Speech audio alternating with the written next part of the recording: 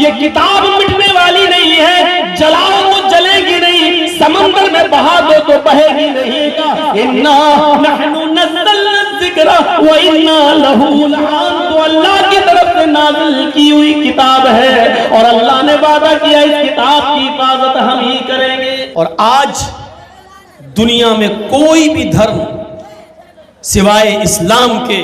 یہ دعویٰ نہیں کر سکتا ہے کہ اس کے پاس جو دھارمک پستک ہے جس پر وہ بلیو اور یقین اور بھروسہ کرتے ہیں وہ سرکشت ہے، آج بھی کوئی یقین نہیں کر سکتا۔ دو گیتا تو ہمارے پاس ہیں، ایک گورکھپور سے چھپی ہوئی ہے گیتا پریس گورکھپور سے، اور ایک بمبئی کی، اور دونوں گیتا جو انڈیا ہی میں چھپی ہوئی، ہندوستان کے اندر چھپی ہوئی ہے، ان دونوں میں میں نے بہت سی جگہ پر کوٹ لگائے ہیں، نشان لگائے ہیں کہ جو بامبے سے چھپی ہے گیتا میں جو چیز ہے وہ اس میں ہے ہی نہیں، اور جو اس میں ہے وہ اس میں ہے ہی نہیں۔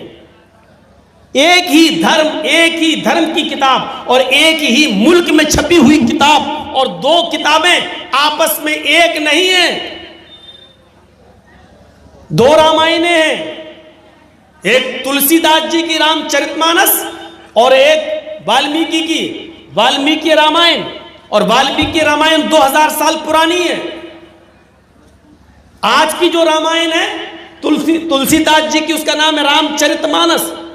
اس میں صاف لکھا ہے رامم بھگوانم است، رام بھگوان ہے۔ لیکن والمیکی جی کی رامائن میں پڑھیں گے جو 2000 سال پہلے لکھی گئی تھی، اس میں لکھا رامم پروشم است، رام ایک مہان پروش۔ آج بھی یہ کتابیں دونوں ہیں، ایک کتاب میں رام کو بھگوان کا درجہ دے دیا گیا، اور جو والمیکی رامائن ہے، جو اصل رامائن ہے جو 2000 سال پہلے لکھی گئی تھی، اس کے اندر رام کو بھگوان ماننے کے لیے والمیکی جی تیار ہی نہیں ہے۔ وہ یہ کہہ رہے ہیں کہ رام ایک مہان پروش ہیں، ایک بزرگ تو ہو سکتے ہیں لیکن بھگوان نہیں۔ چینجنگ ہو گئی اور کوئی سرکشت نہیں۔ ساری کتابوں کو، میں نہیں کہتا ہوں، ساری کتابوں کو اگر اس بات پر کوئی چیلنج کر لے یا اس بات پر اگر کوئی آدمی یہ طے کر لے کہ ساری کتابوں کو جلا دیں، حق وہ ہوتا ہے جو نہ جلے نہ مٹے نہ ختم ہو، تو پھر دیکھیے ساری کتابوں کو آپ ختم کر دیجئے، پھر دیکھ لیجئے کون سی کتاب باقی رہتی ہے، جو بچ جائے وہی حق ہے۔ آج بھی آپ دیکھ سکتے ہیں، یہودیوں تم اپنی تورات لے کے آؤ، عیسائیوں تم اپنی انجیل لے کر آؤ، ہندو بھائیوں تم اپنے ویدانت لے کر آؤ، سکھوں تم گرو گرنتھ لے کے آؤ، جینیوں تم جینزم لے کر آؤ، بدھسٹوں تم بدھزم لے کر آؤ، مسلمانوں تم قرآن لے کر آؤ۔ ہم کسی کتاب کو جلانے کی بات نہیں کر رہے ہیں، ایک مثال دے رہے ہیں۔ تم اپنی مذہب کی ساری کتابیں لے آؤ، میں بھی لے آتا ہوں، اور آؤ ان میں آگ لگاتے ہیں۔ میں پھر کہہ رہا ہوں، میں جلانے کی بات نہیں کر رہا ہوں، لیکن حق کو پہچاننے کے لیے، سچائی کو پہچاننے کے لیے اور سچائی کا اعتراف کرنے کے لیے اگر دیکھنا چاہو کہ کوئی چیز حق وہ ہوتی ہے جو مٹانے کی بات بھی نہ مٹے، آؤ ایک بار ایسا کر کے دیکھ لو، ساری کتابوں میں آگ لگا دو، ساری کتابیں جلا دو، اس کے بعد دیکھتے ہیں کون سی کتاب باقی رہتی ہے، کون سی کتاب بچتی ہے۔ تورات کا نسخہ باقی نہیں، یہودی دوبارہ تورات نہیں لکھ سکتا، انجیل کا نسخہ باقی نہیں، عیسائی دوبارہ انجیل نہیں لکھ سکتا، ویدانت کا نسخہ موجود نہیں، ویدانت ہندو بھائی دوبارہ وید نہیں لکھ سکتے، اور جینی لوگ جینزم نہیں لکھ سکتے، بدھسٹ لوگ بدھزم نہیں لکھ سکتے، اور اسی طرح سکھ لوگ گرو نانک کی گرو گرنتھ نہیں لکھ سکتے۔ آؤ اور مسلمانوں سے پوچھو کہ تم نے بھی تو قرآن جلا دیا، سارا نسخہ جل گیا ہے، اب بتاؤ تمہارے پاس بھی تو کتاب نہ رہی، 10 سال کا، 11 سال کا، 12 سال کا حافظ قرآن اٹھے گا،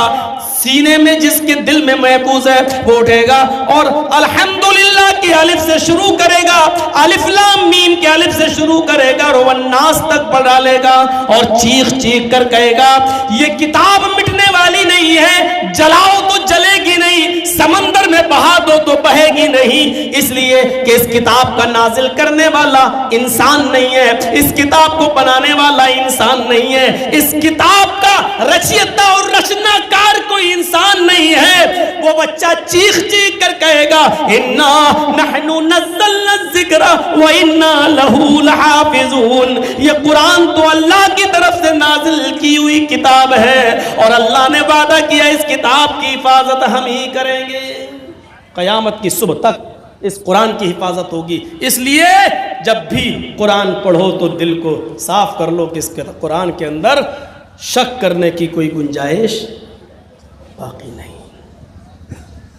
ہاں، اور جب شک کرنے کی گنجائش باقی نہیں ہے تو سوچ لیجئے اس قرآن ہی میں سب ہدایت موجود ہے، اور جب قرآن میں ہدایت آ رہا ہے نا ھدی للمتقین، اس لیے پہلے ہی کہہ دیتا ہوں اس قرآن کے اندر ہدایت ہے، اور جب قرآن سب کے لیے ہدایت ہو پھر مسلمان ہی اس قرآن سے دور ہو، یہ بڑے عجیب، یہ تعجب کی بات ہے۔ جو قرآن ڈنکے کی چوٹ پر اعلان کرتا ہو شہر رمضان الذی انزل فیہ القرآن ھدی للناس وبینات من الھدی والفرقان، یہ قرآن جو اللہ رمضان کے مہینے میں نازل ہوا، کس مہینے میں؟ رمضان کے بابرکت ہے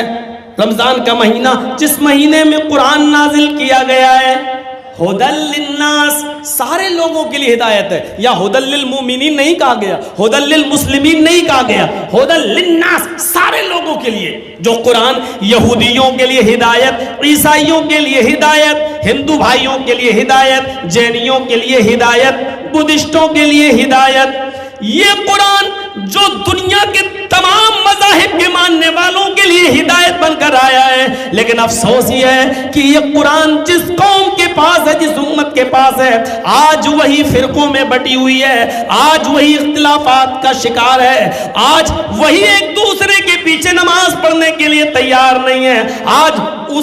وہی قوم سب سے زیادہ قرآن سے دور ہے اور وہی ہدایت نہیں لے رہی ہے۔ یہ قرآن تو یہودی اور عیسائیوں کے لیے جب ہدایت ہے، غیر مسلموں کے لیے ہدایت ہے، تو پھر ہم مسلمانوں کے لیے ہدایت کیوں نہیں ہے؟ لیکن ہم نے اس قرآن کریم سے ہدایت نہیں لی، ہم نے پڑھنا چھوڑ دیا ہے، بلکہ اس کو سمجھنا چھوڑ دیا ہے، بلکہ اس کو پڑھنے اور لکھنے اور سمجھنے کی ذمہ داری صرف مولویوں تک محدود کر دی ہے۔ مولویوں نے بھی اس ذمہ داری کو 4 اماموں تک محدود کر دیا ہے کہ ہم بھی اس کو نہیں سمجھ پائیں گے، اس کی صحیح تعلیم اور اس کا صحیح علم تو ان 4 ہی بزرگوں نے سمجھا ہے، ابو حنیفہ نے، امام شافعی نے، امام مالک نے، امام احمد ابن حنبل نے۔ تو پھر میرے بھائیوں، جو قرآن ساری دنیا کے لوگوں کے لیے ہدایت ہو، اس کو صرف 4 لوگوں میں بانٹ دینا اور مسلمانوں کو یہ کہہ دینا کہ یہ تمہارے سمجھنے کی چیز نہیں ہے، اس سے بڑا اس کتاب کے اوپر ظلم کیا ہوگا،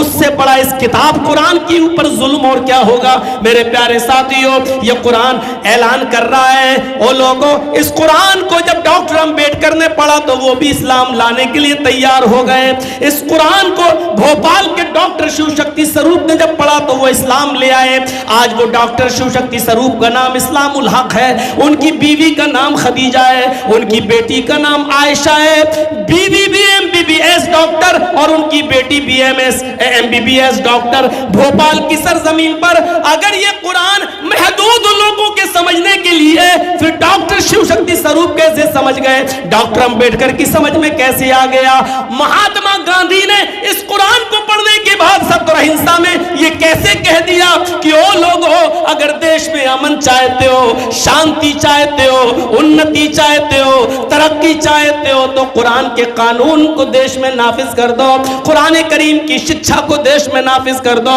میرے بھائیوں، یہ قرآن جو سب کے سمجھنے کے لیے تھا، آج ہم نے اس کو محدود کر دیا ہے۔ اس لیے قرآن کہتا ہے الف لام میم ذالک الکتاب لا ریب فیہ، او لوگوں یہ کتاب بلا شک و شبہ درست ہے، اس کے اندر شک کرنے کی کوئی گنجائش نہیں ہے۔ پڑھو تو دل کھول کے پڑھو اور یہ سوچ کے پڑھو کہ اس کا ایک ایک لفظ نقطہ بھی اللہ کی طرف سے نازل ہوا ہے، اس میں کسی کا کوئی ہاتھ نہیں ہے، اللہ کی طرف سے نازل ہوا ہے اور یہ سب کے لیے ہدایت ہے۔ لیکن ظاہر ہے کچھ خاص کر دیا یہاں پر، ھدی للناس تو وہاں کہہ دیا، ہدی للناس وہاں کہہ دیا وہ سب کے لیے، لیکن یہاں خاص کر دیا گیا ہدی للمتقین، ہدایت تو سب کے لیے، بالخصوص اللہ سے ڈرنے والے لوگوں کے لیے، متقیوں کے لیے۔ مطلب یہ ہے جو تعصب، گھرنا، نفرت کا چشمہ اتار کر اگر اس کو پڑھے گا اور سمجھے گا تو اس کو یہ قرآن اس کو ہدایت مل جائے گی، اور جو تعصب کی نظر سے پڑھے گا، گھرنا اور نفرت کی نظر سے پڑھے گا، اس کو نہیں۔